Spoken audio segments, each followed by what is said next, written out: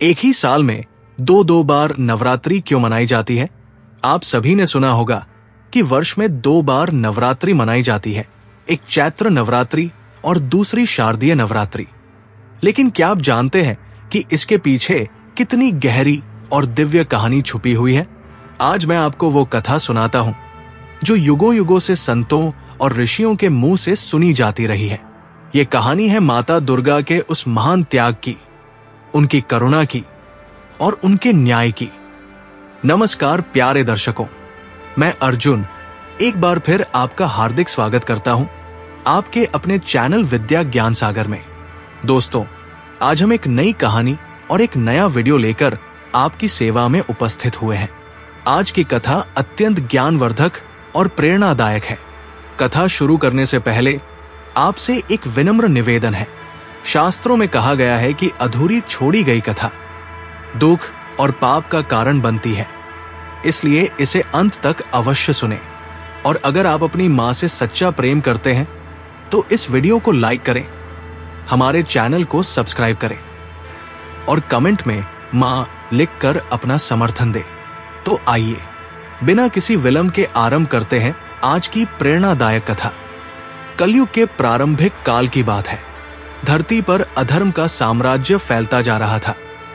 मनुष्य अपने मूल स्वभाव को भूलकर पाप के रास्ते पर चलने लगे थे। देवताओं के मन में चिंता हो रही थी कि कहीं ये संसार पूर्णतः अंधकार में न डूब जाए। उस समय ब्रह्मा जी के मानस पुत्र नारद मुनि ने अपनी दिव्य दृष्टि से देखा कि धरती पर भक्तों की संख्या दिन प्रतिदिन कम होती जा रही है। उनके हृदय में गहरी पीड़ा हुई। वे तुरंत ब्रह्मलोक पहुंचे और ब्रह्मा जी से बोले, हे प्रजापति, धरती पर भक्ति का ह्रास हो रहा है। लोग माता जगदम्बा को भूलते जा रहे हैं। यदि अब कुछ नहीं किया गया तो संपूर्ण सृष्टि अधर्म के अंधकार में डूब जाएगी। ब्रह्मा जी ने गंभीरता से कहा, नारद, ये चिंता की बात है। चलो हमें भगवान विष्णु और महादेव से मिलकर इस समस्या का समाधान करना चाहिए। तीनों देव कैलाश पर्वत पर एकत्रित हुए। भगवान शिव ने गंभीर मुद्रा में कहा, देवताओं, समय आ गया है कि हम माता भगवती से प्रार्थना करें। केवल वही इस संकट से मुक्ति दिला सकती है। तीनों देवों ने अपनी संपूर्ण शक्ति एकत्रित की और महादेवी का आह्वान किया। उनकी एकाग्र भक्ति और पुकार से प्रसन्न होकर आदिशक्ति माता दुर्गा प्रकट हुई। उनका तेज इतना मंद था कि तीनों लोक उनकी दिव्य ज्योति से आलोकित हो गए। माता ने कोमल स्वर में पूछा, कहिए मेरे बालकों, आपने मुझे क्यों याद किया है? ब्रह्मा जी ने हाथ जोड़कर निवेदन किया, हे जगत जननी, धरती पर अधर्म बढ़ता जा रहा है। भक्त आपको भूलते जा रहे हैं। कृपया कोई उपाय बताइए। माता दुर्गा ने अपनी दिव्य दृष्टि से समस्त लोकों को देखा। उनके हृदय में असीम करुणा उमड़ पड़ी। वे बोली, मैं समझ गई हूं। मेरे भक्तों को मेरे दर्शन की अधिक आवश्यकता है।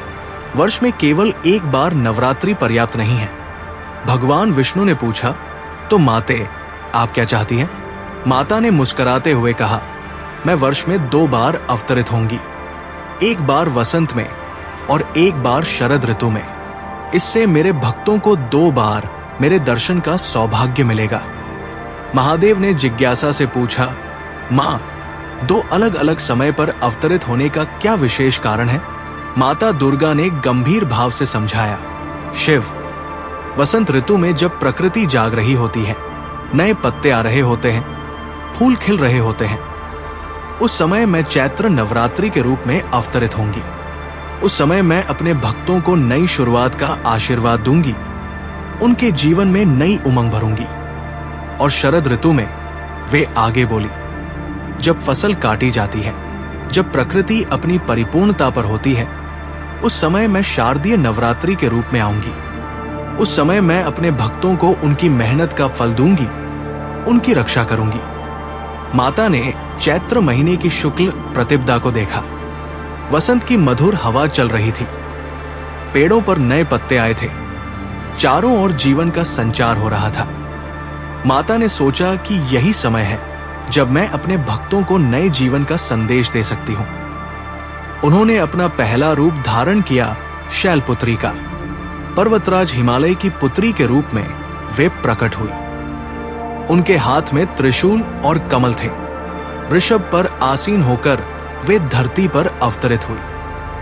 पहले दिन उन्होंने घोषणा की, मैं सभी नई शुरुआतों की देवी हूं। जो भी मेरे पास श्रद्धा से आएगा उसके जीवन में नई शुरुआत होगी, नया प्रेम, नई सफलता, नई खुशी। दूसरे दिन वे ब्रह्मचारिणी के रूप में प्रकट हुई। कठोर तपस्या करती हुई, नंगे पैर चलती हुई उन्होंने दिखाया कि लक्ष्य की प्राप्ति के लिए कितनी कड़ी मेहनत करनी पड़ती है। तीसरे दिन वे चंद्रघंटा बनी। उनके मस्तक पर चांद्र की भांति चंद्र शोभायमान था। उन्होंने युद्ध की घोषणा की, बुराई के विरुद्ध, अधर्म के विरुद्ध। चैत्र नवरात्रि के 6 महीने बाद शरद ऋतु का आगमन हुआ। आकाश साफ था, फसलें पक गई थी, चारों ओर संपन्नता का माहौल था। माता दुर्गा ने सोचा कि अब समय है दूसरे अवतार का। इस बार वे और भी भव्य रूप में प्रकट हुई। सिंह पर आसीन, 10 भुजाओं में अलग अलग अस्त्र शस्त्र धारण किए हुए। उनका ये रूप महिषासुर वध के लिए प्रसिद्ध है। शारदीय नवरात्रि में उनका संदेश था, मैं न्याय की देवी हूं। जो भी मेरे पास आएगा उसे न्याय मिलेगा, अत्याचारी का विनाश होगा और धर्म की विजय होगी। एक दिन नारद मुनि ने माता से पूछा, मां, आपके 2 रूपों में क्या अंतर है? माता ने मुस्कुराते हुए उत्तर दिया, नारद, चैत्र नवरात्रि में मैं कोमल हूं, करुणामयी हूं। मैं अपने भक्तों को नया जीवन देती हूं, उनके सपनों को साकार करती हूं। जो लोग नई शुरुआत करना चाहते हैं, नया व्यापार शुरू करना चाहते हैं, नया प्रेम पाना चाहते हैं, वे चैत्र नवरात्रि में मेरी उपासना करें। और शारदीय नवरात्रि में वे आगे बोली, मैं न्यायकारी हूं, मैं अन्याय का विनाश करती हूं, दुष्टों को दंड देती हूं। जो लोग न्याय चाहते हैं, जिन पर अत्याचार हो रहा है, जो शत्रुओं से पीड़ित हैं, वे शारदीय नवरात्रि में मेरी उपासना करें।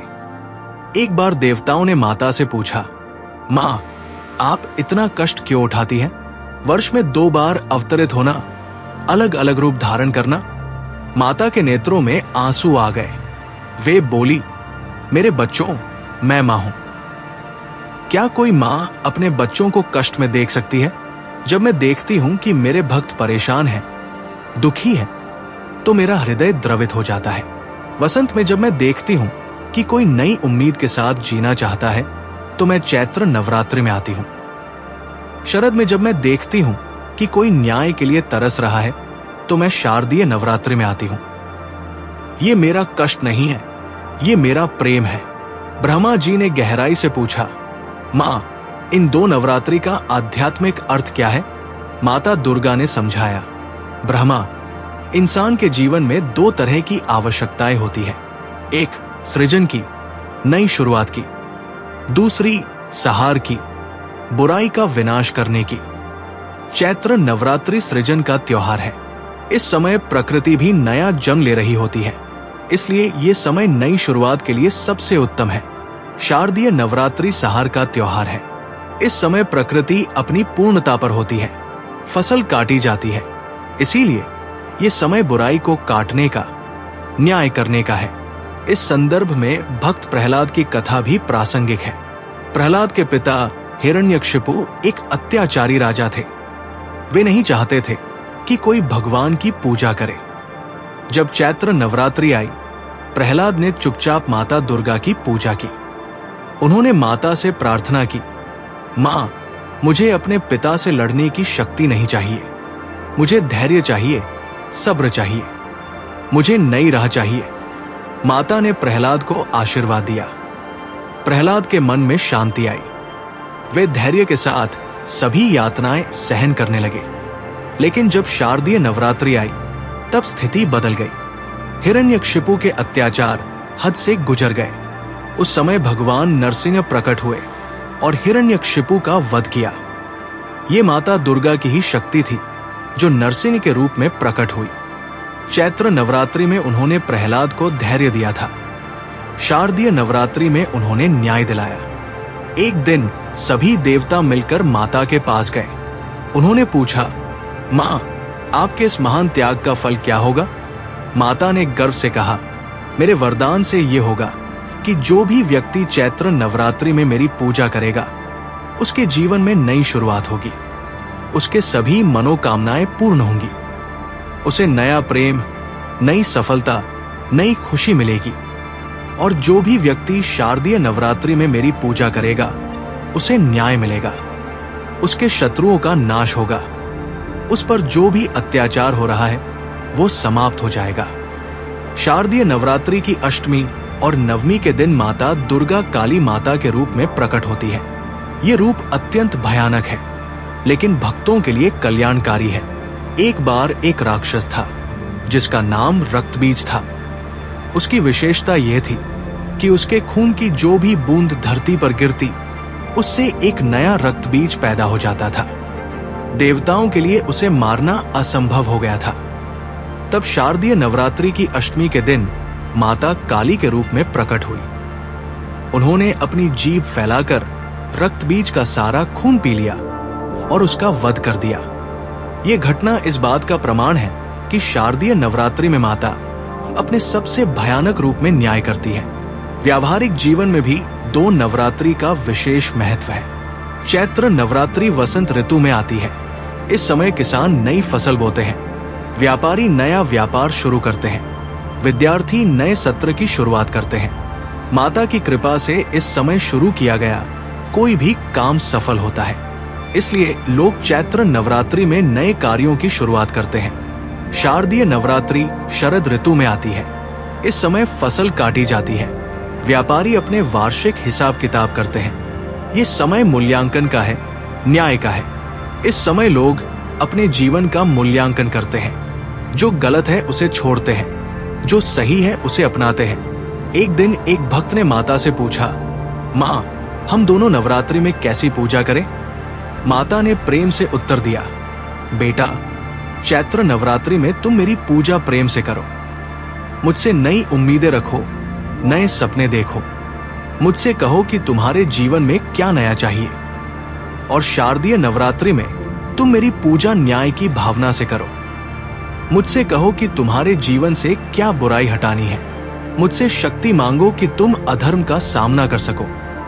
माता ने भविष्यवाणी की थी, कलयुग में जैसे जैसे समय बीतेगा, दो नवरात्रि और भी महत्वपूर्ण हो जाएंगी।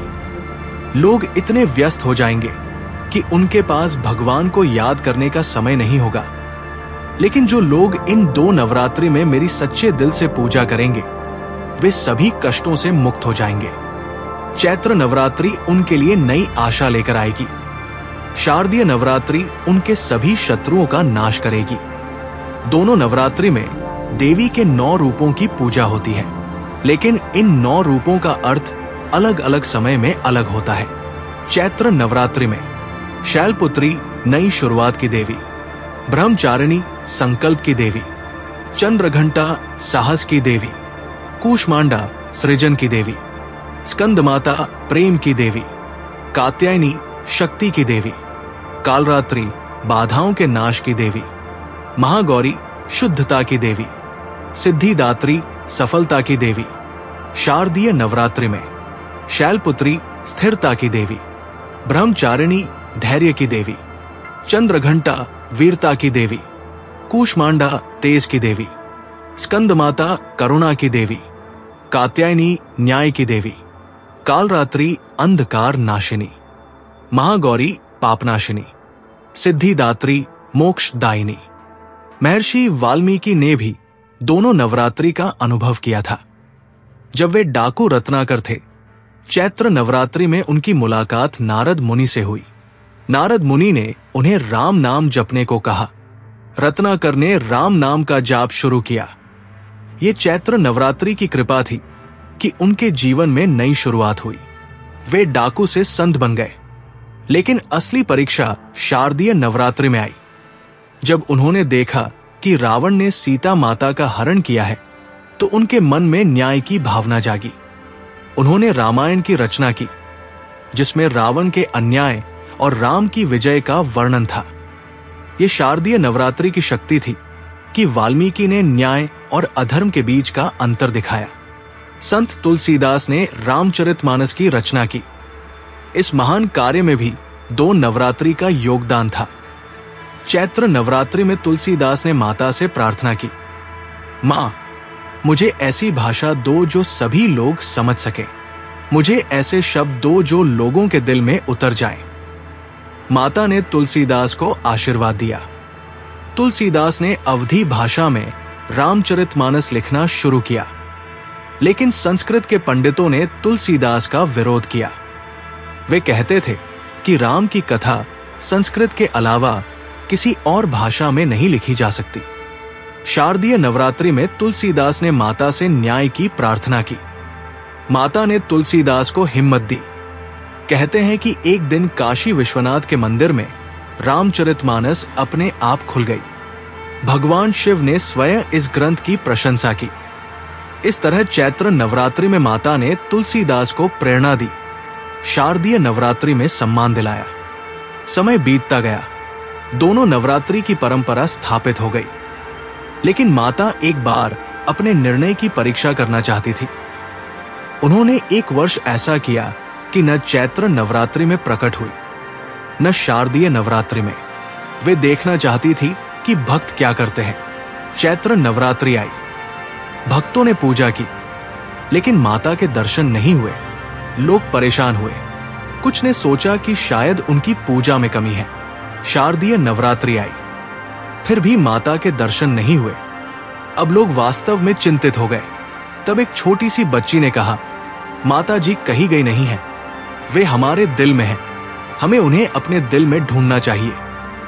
बच्ची ने आंखें बंद की और मन में माता का ध्यान किया। अचानक उसे माता के दर्शन हुए। माता प्रसन्न हुई। उन्होंने सोचा कि उनके भक्त सच्चे हैं। वे बाहरी दर्शन के लिए नहीं, बल्कि आंतरिक प्रेम के लिए पूजा करते हैं। उसी दिन से माता ने वचन दिया कि वे हमेशा 2 नवरात्रि में अवतरित होती रहेंगी। अंत में माता दुर्गा ने सभी भक्तों को संदेश दिया, मेरे प्यारे बच्चों, मैं आपको 2 नवरात्रि का सच्चा अर्थ बताना चाहती हूं। चैत्र नवरात्रि का अर्थ है आशा। जब आपके जीवन में निराशा हो, जब आपको लगे कि कुछ नहीं हो सकता, तब चैत्र नवरात्रि में मेरे पास आइए। मैं आपको नई आशा दूंगी, नई शुरुआत का वरदान दूंगी। शारदीय नवरात्रि का अर्थ है न्याय। जब आपके साथ अन्याय हो, जब आप पर अत्याचार हो, जब आप असहाय महसूस करें, तब शारदीय नवरात्रि में मेरे पास आइए। मैं आपको न्याय दिलाऊंगी, आपके शत्रुओं का नाश करूंगी। लेकिन याद रखिए, दोनों नवरात्रि में एक बात समान है, सच्ची भक्ति। जो भी मेरे पास सच्चे दिल से आएगा, मैं उसकी सुनूंगी। जो भी मुझसे प्रेम करेगा, मैं उसे अपना आशीर्वाद दूंगी। ये कहानी यही समाप्त नहीं होती। ये तो अनंत काल से चली आ रही है और अनंत काल तक चलती रहेगी। जब तक इस धरती पर भक्त है, जब तक लोगों के दिल में श्रद्धा है, तब तक माता दुर्गा 2 नवरात्रि में अवतरित होती रहेंगी। चैत्र नवरात्रि में वे मां के रूप में आती है, कोमल, करुणामयी, प्रेम से भरपूर। वे अपने बच्चों को नया जीवन देती है, नई उम्मीद देती है। शारदीय नवरात्रि में वे महाशक्ति के रूप में आती है, न्यायकारी, शत्रुनाशिनी, अधर्म का विनाश करने वाली। वे अपने भक्तों को न्याय दिलाती है, उनकी रक्षा करती है। दोनों रूपों में वे एक ही है, माता दुर्गा, जो अपने बच्चों से अनंत प्रेम करती है, जो उनके सुख दुख में हमेशा साथ रहती है। तो अब जब भी आप 2 नवरात्रि मनाएं, तो याद रखिएगा कि ये केवल त्योहार नहीं है, ये माता का आपके लिए किया गया महान त्याग है। ये उनका आपके प्रति अनंत प्रेम है। चैत्र नवरात्रि में जाइए माता के पास और कहिए, मां, मेरे जीवन में नई शुरुआत करिए। शारदीय नवरात्रि में जाइए और कहिए, मां, मुझे न्याय दिलाइए। और माता, जो अनंत काल से अपने बच्चों की पुकार सुनती आई है, आपकी भी सुनेंगी। बस शर्त एक ही है, सच्चा प्रेम, सच्ची भक्ति, सच्ची श्रद्धा। प्यारे भक्तों, हमें आशा है कि ये कथा आपके जीवन में सकारात्मक बदलाव लेकर आई होगी। कृपया इसे लाइक करें और दूसरों तक पहुंचाने के लिए इसे शेयर करें। अपने श्रद्धा भाव को कमेंट सेक्शन में जय माता दी लिखकर प्रकट करें। इस कथा को अंत तक देखने के लिए आपका दिल से धन्यवाद। शारदीय नवरात्रि की हार्दिक शुभकामनाएं।